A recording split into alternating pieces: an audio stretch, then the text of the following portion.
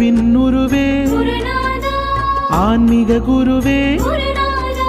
அமைதியின் வடிவே அருள் தர வருவாய் ஆதியின் குமரா ஆணவம் அழிப்பாய்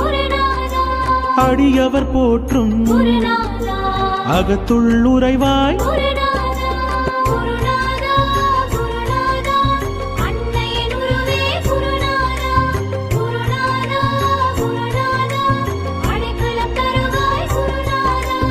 இயற்கையின் வடிவே